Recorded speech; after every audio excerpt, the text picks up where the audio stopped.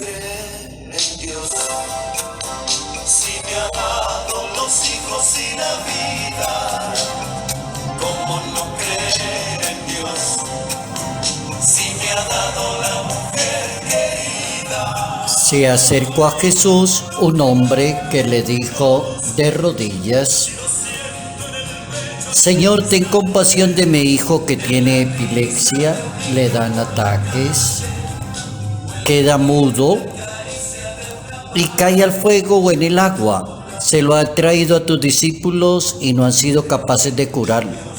Jesucristo contestó: generación perversa e infiel, tráiganmelo. Jesús increpó el demonio y salió. En aquel momento se curó el niño. Los discípulos de Jesús se acercaron y le preguntaron: ¿por qué no pudimos sacarlo nosotros? Les contestó: por su poca fe.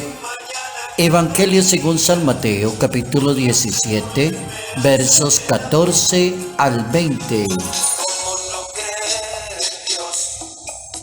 Si me ha dado los hijos y la vida. Si tuvieran fe, todo sería posible. Notas amables a la palabra de Dios, sábado 7 de agosto, año 2021. Si está en las viñas y en el manso trigo, ¿cómo no creer en Dios? Hay que pensar en el tema de la fe, un tema extenso a lo largo de 73 libros en la Santa Biblia, a lo largo de la Antigua y de la Nueva Alianza.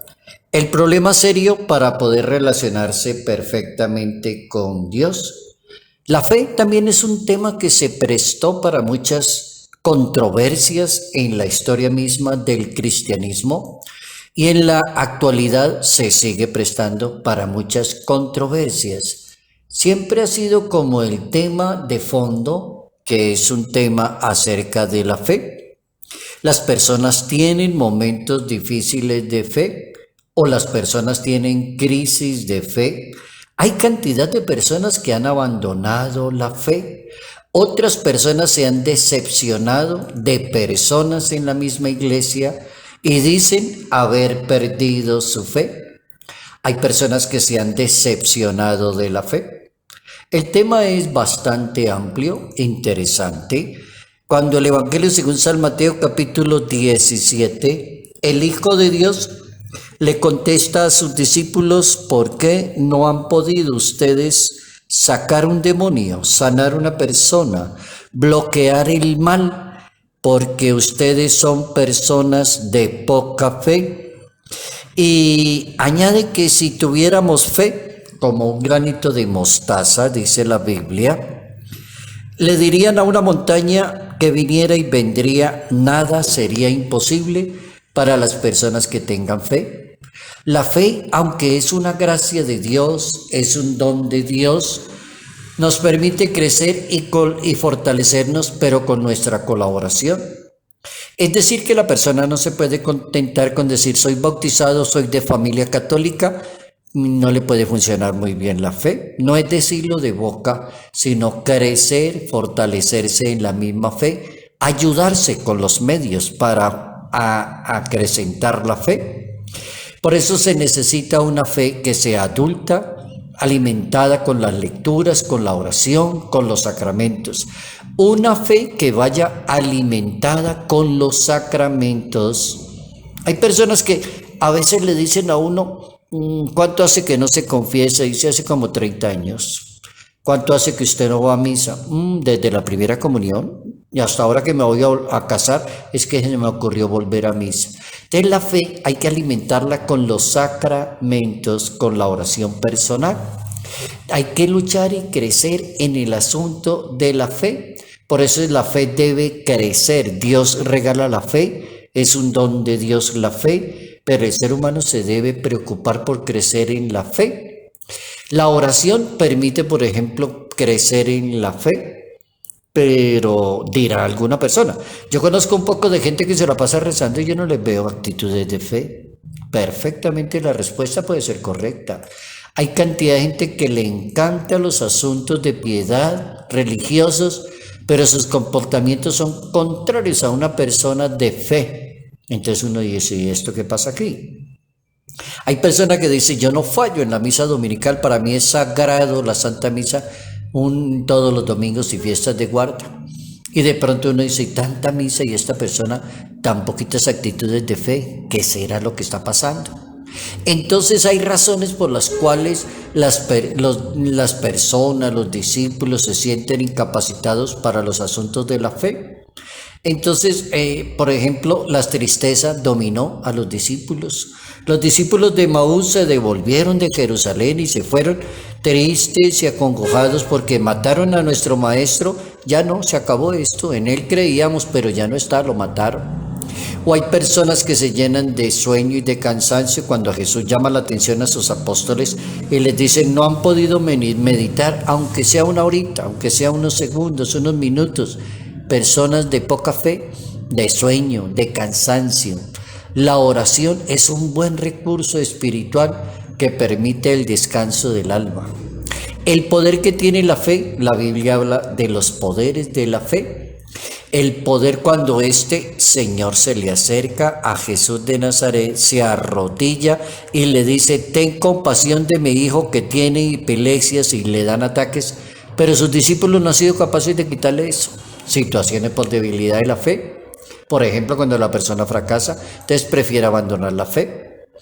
Cuando es una impotencia ante un proyecto que no sale adelante, la persona dice, yo me cansé, ya no soy persona de fe.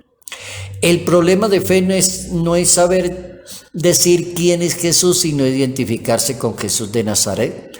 El asunto de fe no es ser un doctor en Biblia o en materia de fe o saberse un catecismo de memoria. El asunto es identificarse con Jesús de Nazaret, conocer al Maestro y seguir a ese Maestro.